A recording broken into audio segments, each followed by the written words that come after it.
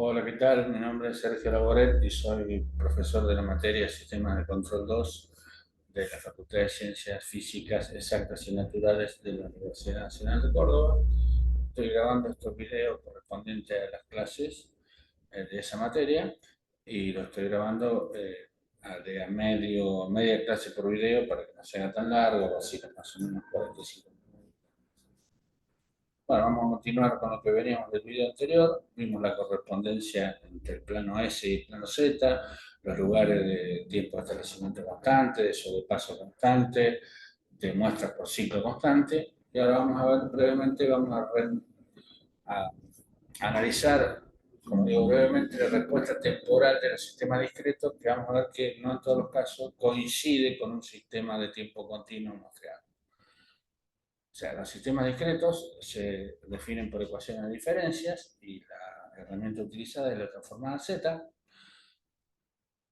Y bueno, al igual que los sistemas de tiempo continuo, tenemos, para empezar, el más simple, el sistema de primer orden, que corresponde a una ecuación de diferencia recursiva que tiene ese pinta, y en K más 1t, o sea, y en el instante siguiente es menos P por I en KT en el instante actual, más K por X en KT.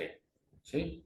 Algunos se puede definir para atrás, no hay problema, pero bueno, esta es generalmente las definiciones que están en los libros. Transformando por transformada Z, me queda que la función de transferencia es K, de ganancia, por Z sobre Z menos P, donde P es el polo,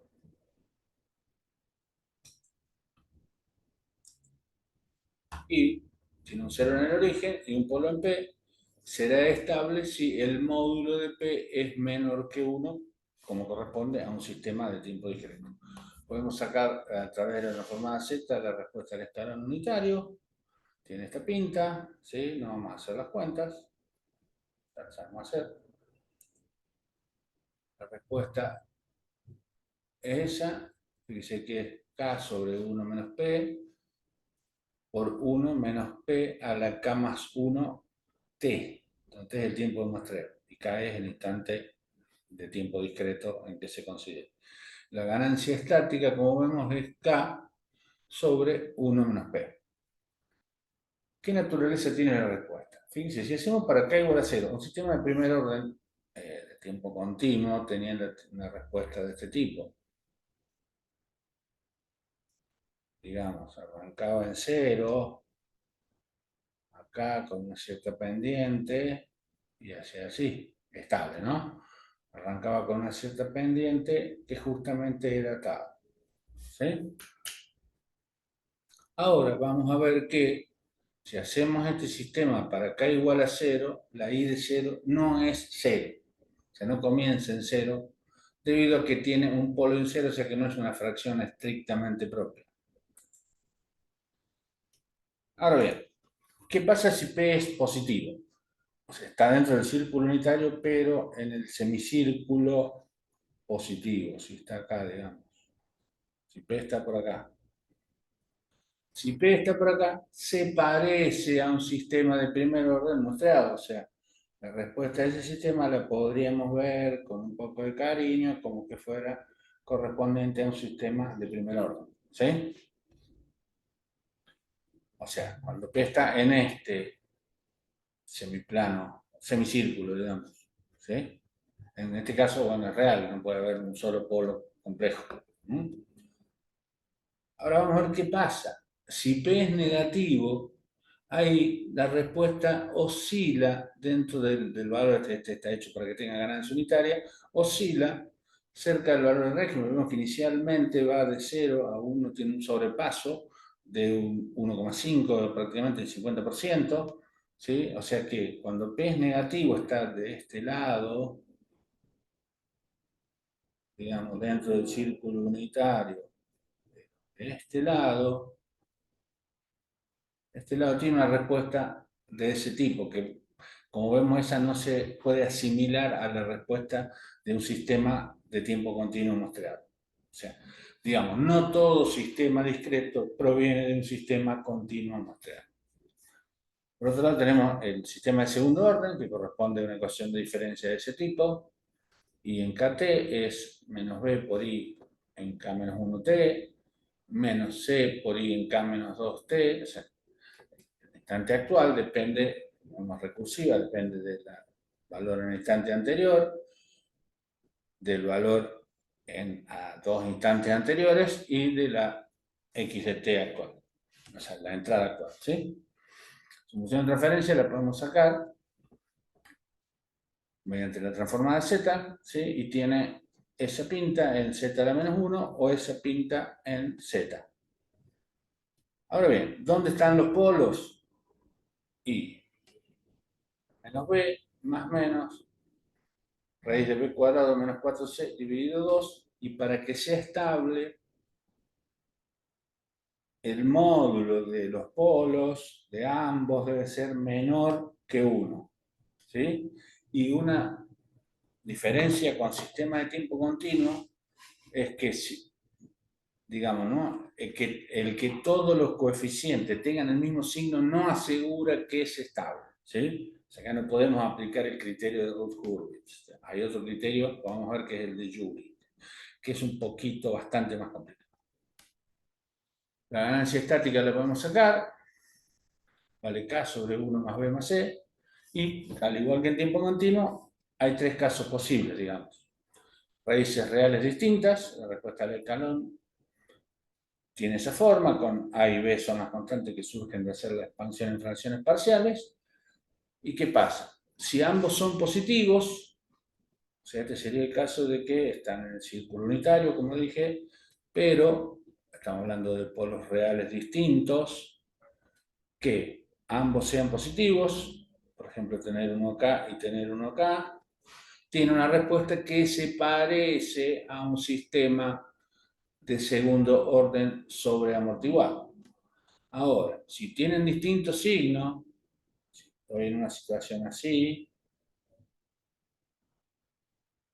estoy en una situación así, uno acá y otro acá, la respuesta vemos que ya no se parece en nada a un sistema de tiempo continuo muestreado, ¿sí? Mucho menos si los dos son negativos. Este sería el caso en que los dos son negativos, ambos polos. Siempre hablamos de sistema estable, ¿no? Que los polos estén dentro del círculo unitario, pero si tiene dos aquí, la respuesta se hace más oscilatoria todavía, ¿sí? Y bueno, cuanto más se puede ver que, eso ya lo habíamos visto con respecto a la equivalencia entre el plano S y Z, cuanto más cerca del origen estén los polos, más rápida será la respuesta, ¿sí? Si los polos son negativos, la respuesta tiene esa pinta oscilatoria, aunque sean reales, y puede aplicarse el concepto de dominancia. O sea, si un polo está más lejano al origen, domina al más cercano. Pero eso solo si están en el semiplano, en el semicírculo, perdón, derecho. Puedo tener el caso de una raíz doble, sería el caso de un sistema amortiguado crítico. Si esa raíz es positiva, también se parece, como vemos, a un sistema de primer orden, digamos, lo podríamos asimilar a un sistema de primer orden amortiguado crítico, perdón, de segundo orden amortiguado crítico. Ahora, ¿qué pasa si las dos son negativas? Y me aparece este tipo de respuesta. Claramente, este tipo de respuestas de lazo cerrado no son deseables, ¿sí? Entonces ya tenemos una primera aproximación para el diseño, o sea que tenemos que ubicar los polos. Si podemos hacer un diseño por ubicación de polos, por lugar de raíces, lo que sea, la ubicación de los polos deseada para tener una dinámica tiene que estar en el semicírculo positivo, ¿sí? También existe el caso equivalente al subamortiguado, o sea, no confundir, esto no es necesariamente un sistema subamortiguado. Puede tener raíces complejas conjugadas, ¿sí?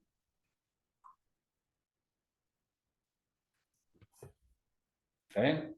Puedo sacar su módulo, su argumento, y según los valores de B, pueden estar en el semiplano izquierdo o derecho. Y la respuesta temporal tiene esa pinta, 1 menos una constante por R a la K,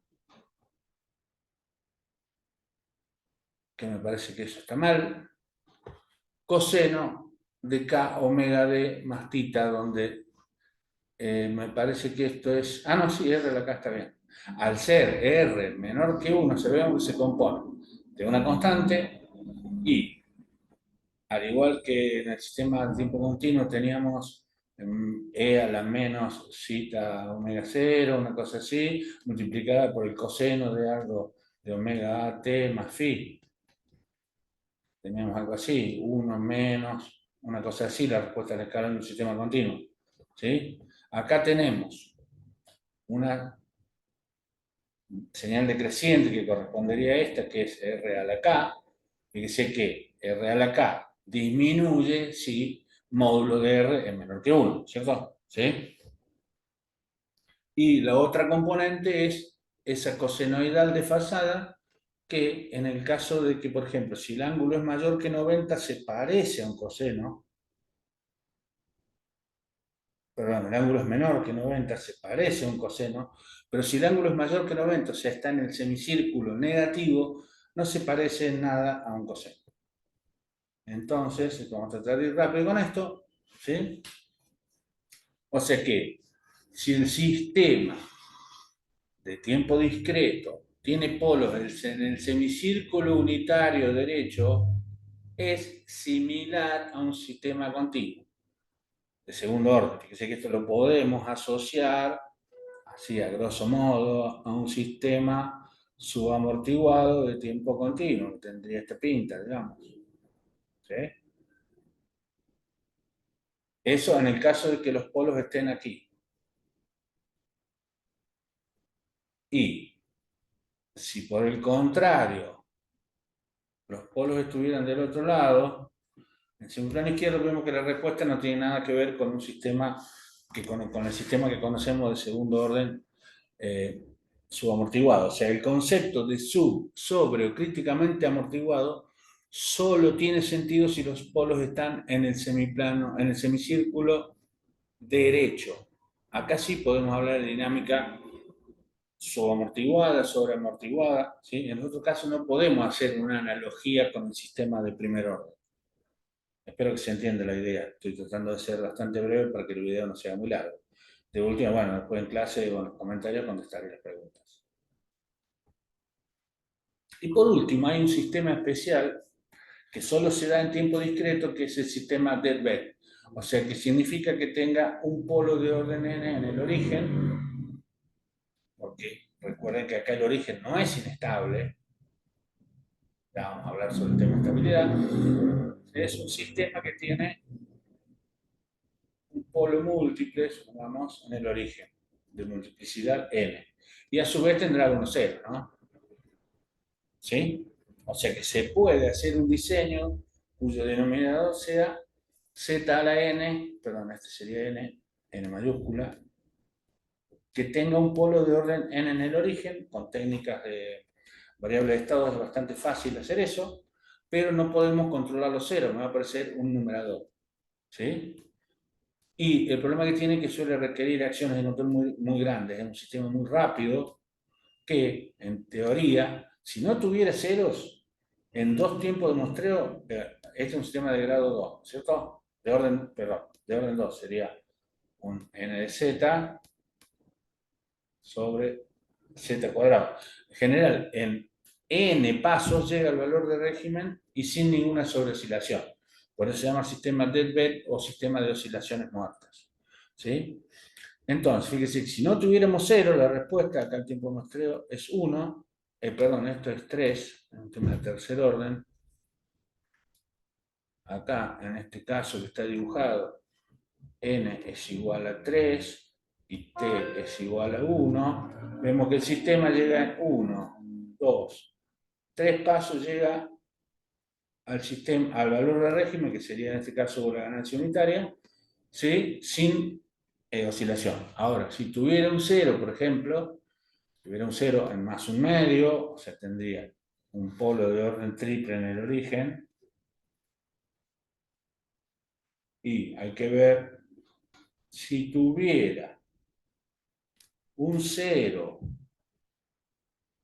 en el lado negativo, acá, me daría esta respuesta, la que está marcada en rojo, me daría esa respuesta. Vemos que hay un valor intermedio, ¿sí? Y si tuviera un cero en el semiplano, en el semicírculo, perdón, positivo, me daría la respuesta que está ahí marcada con negro, me daría este tipo de respuesta que vemos que tiene oscilación. O sea que el sistema de dead-bed puro es muy difícil de lograr en la práctica. Y otra cosa que habíamos hablado eh, más temprano, más, en otro video, mejor dicho, en otro momento, era cuál era la influencia de los ceros. ¿Sí? Y yo dije que los ceros a la izquierda como que no molestaban. Bueno, vamos a analizarlo mediante simulaciones. Con un sistema en el cual le voy variando el cero, un sistema que tiene dos polos complejos conjugados, como se ve aquí, ¿sí? Y voy variando la ubicación del cero. En este caso, los ceros están en el origen, ¿sí? Y tengo una respuesta que tiene un sobrepaso del 10%, ¿sí? Que corresponde, o sea que los ceros en el origen no molestan, digamos. Ahora, ¿qué pasa? ¿Qué pasa si el cero es positivo y se va acercando a los polos? Al igual que ocurre en tiempo continuo, aumenta el sobrepaso y se hace más rápido. Fíjese que el tiempo de pico del sobrepaso es más grande y el tiempo de pico es menor, ¿sí? Siempre que tuviera los polos de este lado, ¿no? Ahora, ¿qué pasa si estuviera acá afuera, por ejemplo? Si fuera de fase no mínima, pero está a la derecha del círculo unitario. Acá sí se produce el efecto de fase no mínima, que es que ante una referencia que le da para un lado, esto intenta salir para el otro lado y después agarra. Ese es un efecto típico en sistemas de fase no mínima. ¿Sí? Y si está a la izquierda, en este caso que estuviera por acá, no hay ningún problema. O sea, como que a la izquierda el cero al origen o a la izquierda el cero no molesta. O sea, cuando diseñamos un sistema, porque nosotros con las técnicas que disponemos, similares a las de control 1, o sea, que serían lugar de raíces, técnicas polinómicas, no me voy a meter con técnicas de variable de estado porque no es la parte que estoy yo de la materia, pero también a la larga terminan siendo técnicas de asignación de polos, pero solo asignan los polos, no los ceros. Entonces hay que ver después los ceros que no me influyan en la respuesta teórica que yo diseñé.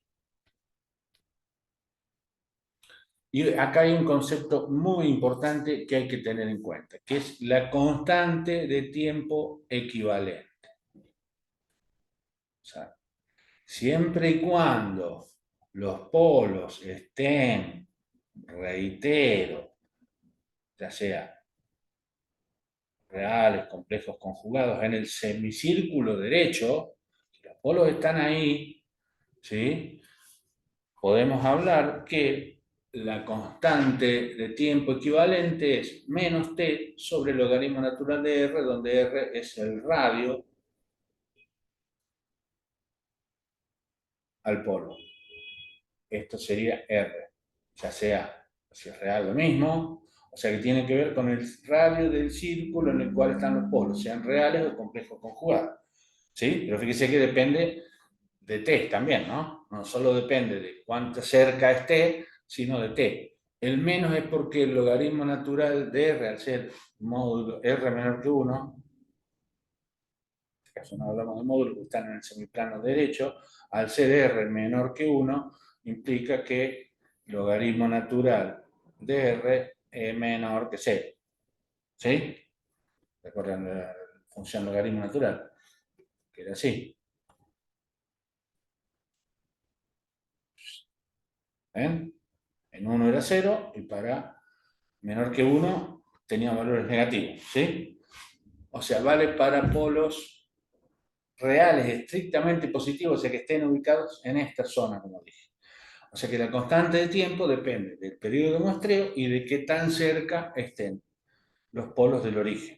Entonces eso nos permite hablar del concepto de dominancia, cual en tiempo continuo decíamos que si un polo estaba aquí, por ejemplo, aquí menos sigma 1 y tenemos un polo en menos sigma 2, ¿sí? Si la relación módulo de sigma 1 era mucho mayor que, perdón, módulo de sigma 2, módulo mayor de sigma 1, esta es la dinámica más rápida, podríamos hablar que este polo que está más cerca del origen dominaba, realmente era 5 a 10 la relación, ¿sí? ¿Está bien? Podríamos hablar que este polo dominaba este polo, o sea, la dinámica de este sería tan rápida que prácticamente podemos decir que hace de cuenta que está este polo solo.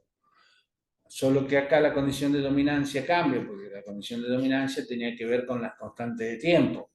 Entonces, acá la relación de dominancia, la dominancia tiene que ver con la relación logarítmica del radio de los polos, ¿sí? No es lineal. Hay una relación logarítmica, ¿sí? O sea, la relación del polo no dominante es E a la R, la relación que quiero de dominancia, por logaritmo natural de el radio del polo dominante, ¿sí? O sea, claramente el polo más lejano al origen domina al más cercano y eso me permite, en algunos casos, reducir el orden del modelo de un sistema, al cual acá vamos a ver un ejemplo. ¿Sí? Imaginemos que tenemos un sistema de segundo orden de ganancia unitaria que tiene esa pinta. ¿Sí? Fíjese que está separado aquí. Esto es para cuando haga un módulo de z igual a 1. Este número es el mismo que está acá y este número es el mismo que está acá. ¿Sí? O sea que si hago, acá la ganancia unitaria es la K, le llamamos KP, sería, o la G, KC, la, se le llamaba KP, creo, bastante de posición. Acá, en este caso, es el límite cuando z tiende a 1, no z tiende a 0, ¿sí? La ganancia estática o de continuo. Porque el teorema del valor final de la transformada z así lo dice. ¿Por qué lo separé así? Porque, bueno, acá tengo un polo en 0,35 y otro polo en 0,9. Si hacemos las relaciones logarítmicas, vamos a ver que es 10 veces. ¿Sí? La relación logarítmica del polo en 0,9 es 10 veces la relación logaritmo del polo que está en 0,35. O sea, permite simplificar el sistema, pero hay que tener cuidado de no alterar la ganancia. ¿Sí? O sea, ¿cómo simplificaremos ese sistema? En la figura siguiente. Dice que ese sistema se puede poner, tiene dos polos.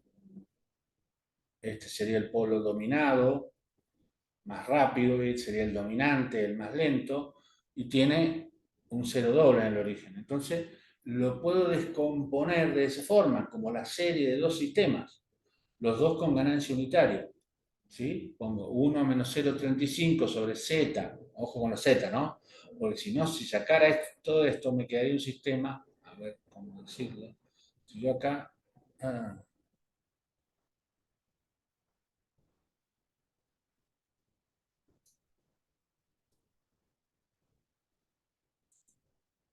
si yo aquí quisiera directamente tachar esto, me quedaría un sistema que tiene más ceros que polos, o sea que no sería eh, causal. Entonces tengo que tener cuidado al simplificar aquí. Lo tengo que descomponer de forma que tenga una z acá. Entonces, y no altero la ganancia. Fíjese que el sistema original tenía ganancia 1. Si yo tacho todo esto, ¿sí?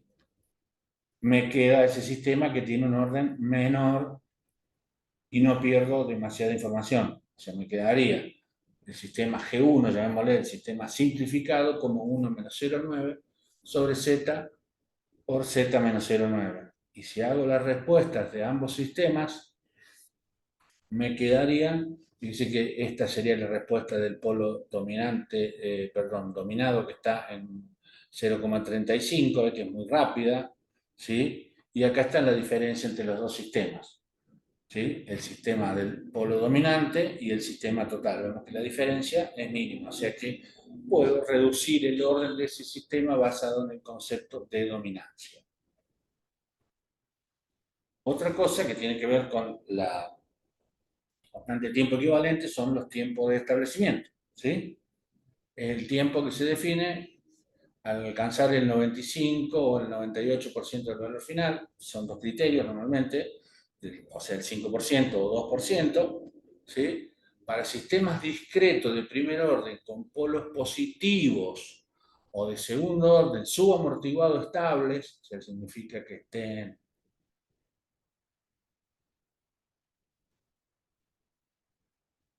aquí, digamos, en este, el tiempo de establecimiento del 2% es menos 4 la constante de tiempo equivalente, que sería, perdón, 4 la constante de tiempo equivalente, este sería 4 por la tau equivalente.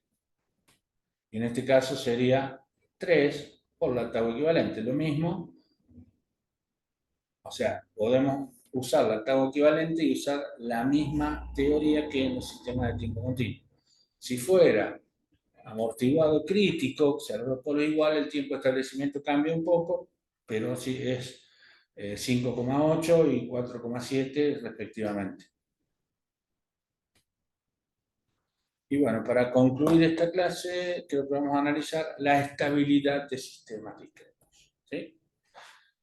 Bueno, ya dijimos que los polos tenían que estar dentro del círculo unitario, ¿sí? Ahora bien, dado un polinomio, sin sacar sus raíces, ¿cómo determinamos si es estable o no? Esta es la zona de estabilidad, ¿sí?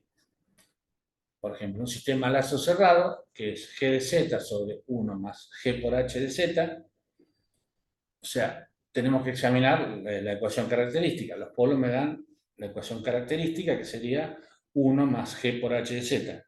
Si es igual a 0, esa me da los polos.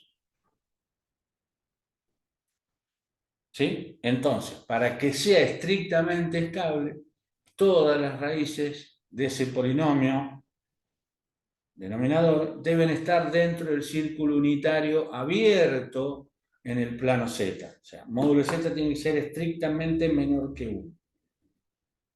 Eso para que sea estrictamente estable. Para que sea críticamente estable, puede existir un par de polos complejos simples sobre la circunferencia unitaria, recordando que sería, no sé si crítico, marginalmente estable. En tiempo continuo tenía esta pinta, este sistema que tuviera dos polos así imaginarios puros, ¿sí? Y en tiempo discreto su equivalente sería a un sistema que tuviera dos polos complejos sobre el círculo unitario, pero simples. Si fueran dobles ya la cosa cambia mucho, ¿sí? Y sería inestable, ¿sí? Y no en el origen, ¿no? Como acá no podemos tomar el cero porque sería un integrador puro, acá tenemos que sacar de la región de estabilidad el origen. ¿Eh? No puede tener un polo, acá en el 1, perdón. En z igual a 1 no puede. Esto no puede ser, sería inestable. ¿Sí? Y sería inestable si existe alguno fuera del círculo unitario, hubiera complejos conjugados múltiples, porque un polo complejo conjugado múltiple tiene doble, por ejemplo, tiene una respuesta que es t coseno o n coseno de algo, y eso va aumentando, o sea, ¿sí? O sea, no se permiten complejos conjugados múltiples en la circunferencia unitaria. Y acá tenemos la zona de estabilidad. La zona que está marcada con azul es la zona estable, estrictamente estable. ¿Sí? Vemos que no incluye al origen, al punto z igual a 1, no incluye polos múltiples que estén en la circunferencia unitaria, y la zona marginalmente estable, que es la que está en negro, puede incluir polos que estén simples, que estén sobre la circunferencia unitaria. ¿Sí? Y si tuviera alguno de estos casos, sería inestable. Un polo acá, un polo acá, un polo acá, ya sería inestable. Es la misma teoría, solo que cambia la región en la cual tienen que estar los polos. Ahora bien, ¿cómo determinamos la estabilidad? Se preguntarán ustedes. En principio parece fácil. Resolvemos las raíces numéricas. ¿Sí? No hay ningún problema. El problema es cuando aparece una constante indeterminada. ¿Sí? ¿Ven? Como en el caso de Ruth-Hurwitz. Entonces, esto no lo puedo aplicar. Si en el polinomio, digamos, me aparece, no sé, z cuadrado más k más 2, por ejemplo, z, qué sé yo, más 1 igual a 0, donde es una constante k, si tengo que averiguar para qué valores de k es estable, ya no puedo trabajar numéricamente. ¿Sí? Entonces, tenemos dos alternativas. Una, utilizar la transformación bilineal, que es una transformación que mapea el círculo unitario. Es parecida a E a la ST, pero no es E a la ST, ¿no? Mapea el círculo unitario en todo el semiplano izquierdo, todo, ¿no? En franjas. Esta es la transformación bilineal. Entonces, tenemos un sistema al cual le podemos aplicar el criterio de ruta a ese sistema transformado. No es tan fácil tampoco hacerlo, ¿sí? Y el equivalente acá al criterio de Routh-Hurwitz es el criterio de Jury, que como vamos a ver, no vamos a hacer ningún ejemplo, pero hay un software que lo hace, un programita hecho para MATLAB que lo hace, ¿sí?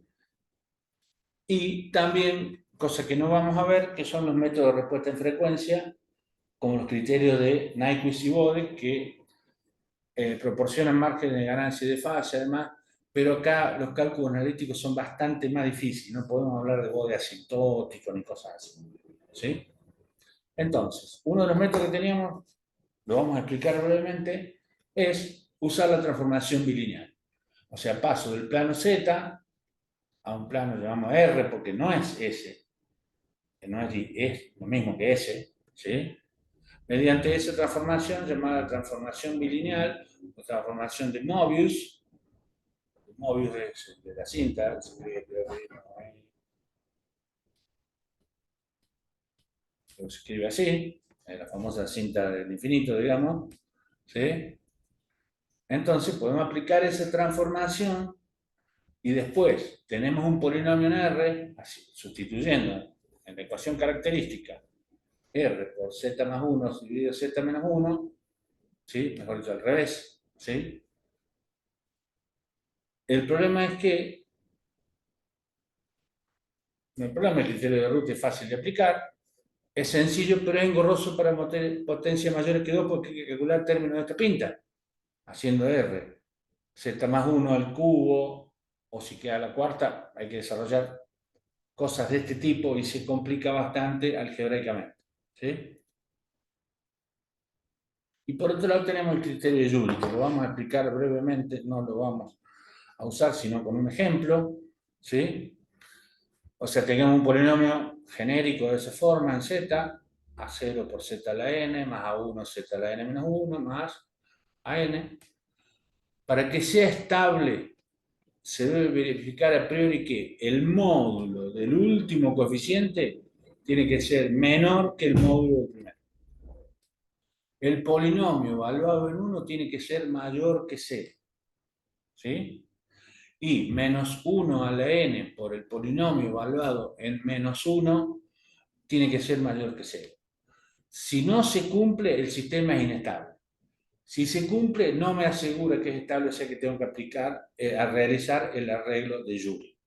Es parecido a como se veíamos en el criterio de Routh-Hurwitz, que decía, si todos los coeficientes, si hay un coeficiente que es de distinto signo, por ejemplo, en Ruth teníamos, por ejemplo, a n, s a la n, más a n menos 1, s a la n menos 1, más a 0, decimos sí, existe alguno que cambia de signo, ya sé que es inestable, pero si a orden mayor que 2 todos son positivos, no me asegura que es estable y tenía que aplicar el criterio de Routh-Hurwitz, hacer el arreglo de Routh. Acá es un arreglo parecido, pero un poquito más complicado, ¿sí? Entonces, es parecido y me devuelve la primera columna, y al igual que el criterio de Routh, si todos los coeficientes de la primera columna son positivos, el sistema es estable. Y bueno, con esto creo que estaría. No, podemos ver brevemente lo que es análisis de error en estado estable, ¿sí? Si alguien quiere profundizar un poquito más, acá no lo doy por una cuestión de longitud, pero en el apunte que yo puse en el video pasado, que lo voy a replicar en este, está todo esto desarrollado. Hay un ejemplo usando el criterio de Jury, hay otro ejemplo usando el criterio de Routh-Hurwitz, pero bueno, acá por una cuestión de longitud, que son pocas clases y mucho contenido, no lo voy a desarrollar, ¿sí? Pero, como dije, lo tienen en el apunte y me pueden, bueno, alumnos que vengan a clase me harán preguntas en clase, y los que vean este video y no sean alumnos pueden hacerme preguntas en los comentarios, ¿sí? El error en estado estacionario. Se estudia mediante la función de referencia del error, pero ahora hay que aplicar el valor final de la transformada Z al error, ¿sí? Por ejemplo, ese sistema con realimentación unitaria, o toda la teoría de error, tanto del sistema de tiempo continuo como discreto, dependen de que el sistema tenga realimentación unitaria, o sea que H de S en ese caso sea igual a 1, ¿sí? ¿Está bien? Imaginemos ese sistema, ¿sí? Y quiero analizar la función de transferencia del, del error contra R, ¿sí? Entonces, el error estacionario en los instantes de muestreo es pues se le puse el asterisco, de steady state, es el límite cuando el error muestreado de t tiende a infinito, que es lo mismo que el límite perdón, el error, que es el límite de kt cuando k tiende a infinito, ¿sí? Hablando en transformada z es r sobre 1 más g de z, ¿sí? O sea que la relación, perdón, E de Z, la función de transferencia del error, ¿sí? Aplicando, acá está despejado el error, ¿sí?